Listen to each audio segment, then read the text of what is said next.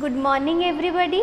Today we are going to start a new subject, that is VLSI technology. This one is the first class, and after the completion of today's session you are able to define VLSI, explain the historical perspective of VLSI and discuss the VLSI design methodologies. VLSI. The full form of VLSI is Very Large Scale Integration.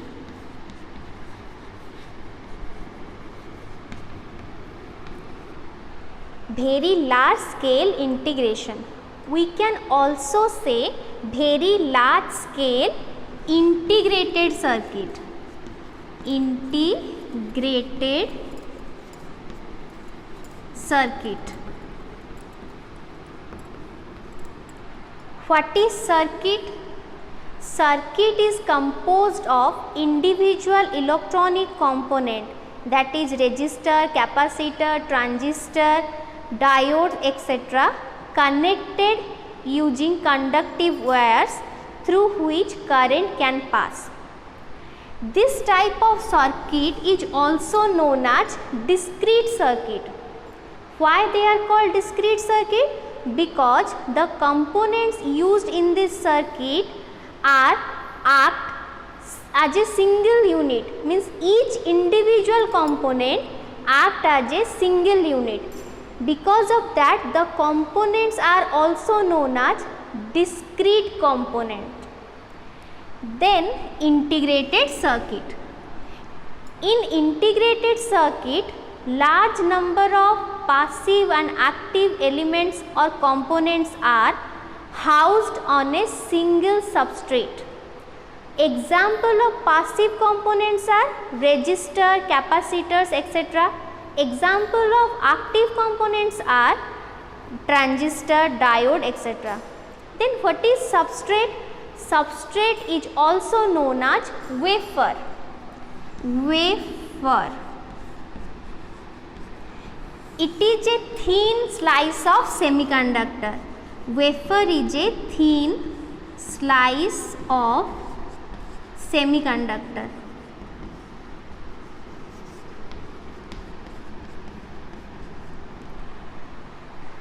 This is a thin slice of semiconductor used to fabricate a integrated circuit. We generally prefer integrated circuit over discrete circuit. Why? Because the integration of large number of components on a single chip results a circuit that is smaller, cheaper and faster than the components using discrete circuit. So we prefer integrated circuit. Next is the scale. What is this scale? Scale is depend on the number of components used in a integrated circuit. So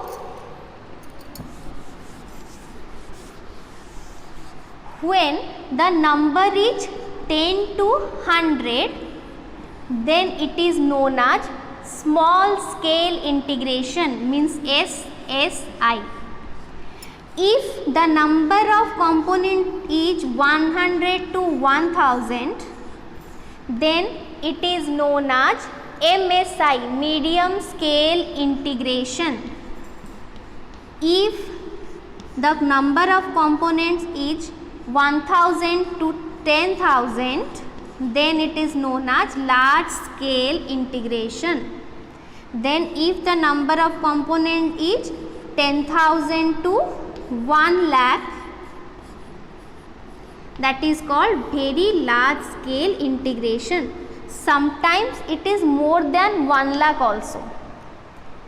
Next,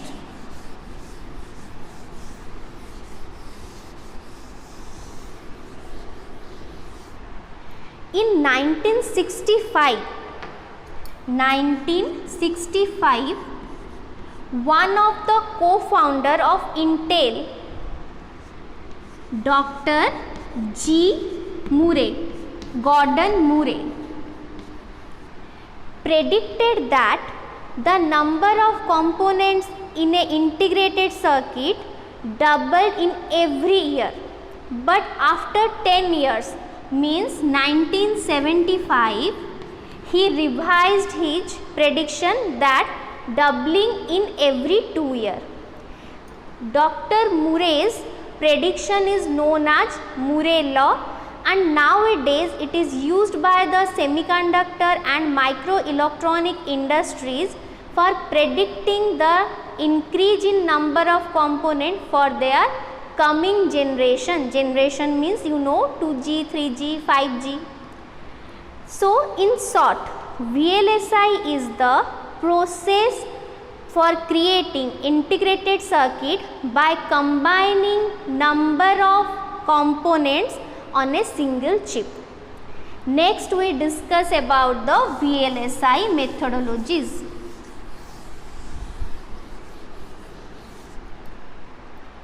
VLSI methodologies. VLSI methodology means VLSI design methodologies. Design methodologies. Let's take an example first.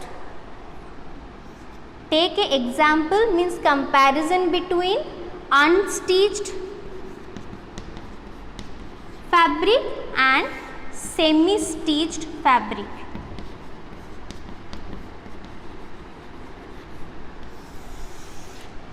Unstitched fabric is a fabric that will be stitched as per the requirement of the customer.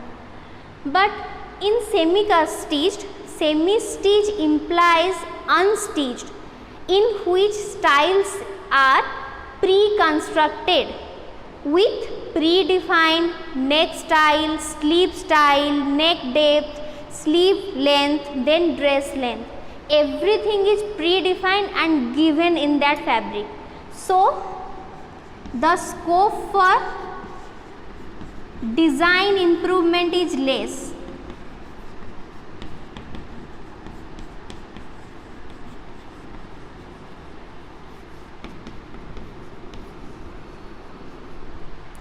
Means we cannot change the design as per our requirement. Next, as designs are already given in this, so the time required decreases, means the requirement of time is less.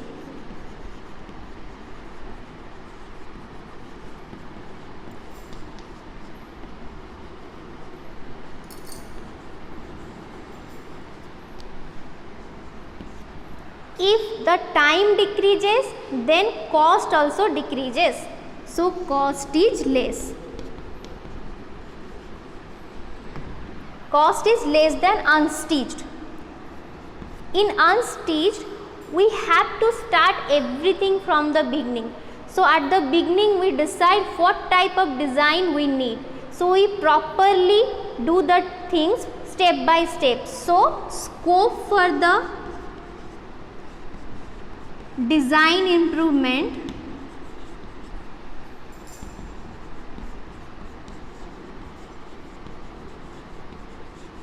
is more, as everything started from the beginning, so time requirement is more.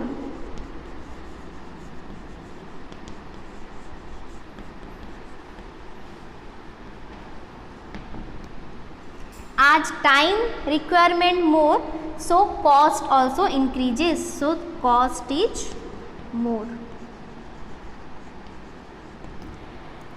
So these are the difference. Now we compare these things with the VLSI design methodologies.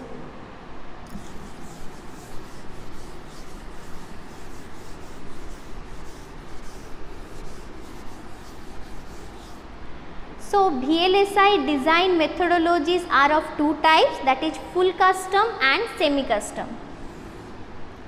Full custom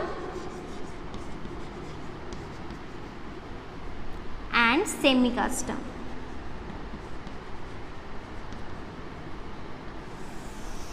Full custom is nearly equal to unstitched fabric and semi-custom is nearly equal to semi-stitched fabric.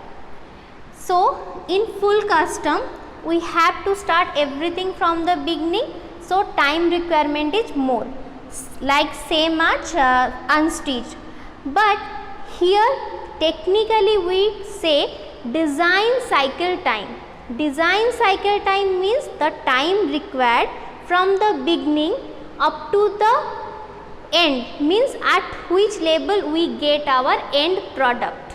So, time or design cycle time. Design cycle time is more.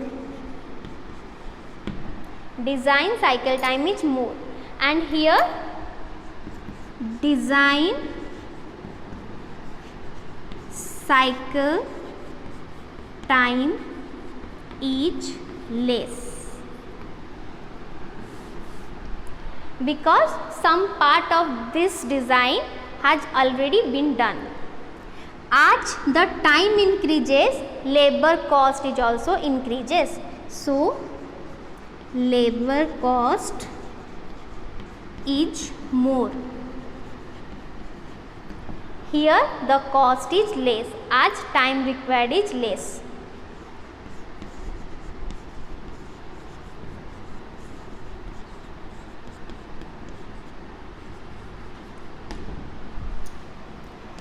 Next is in semi-stitch and unstitch we discuss about the scope of design, but in an electronic device we generally discuss about the performance.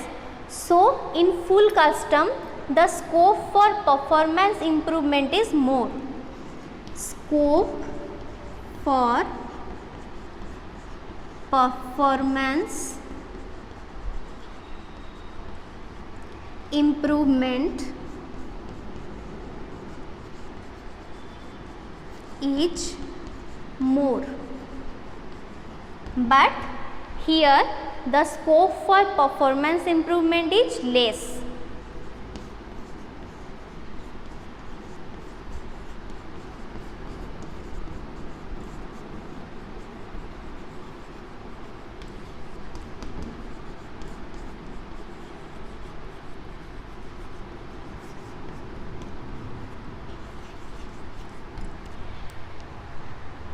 As in full custom we started everything from the beginning, we decide which component or which part of the component we have to place where.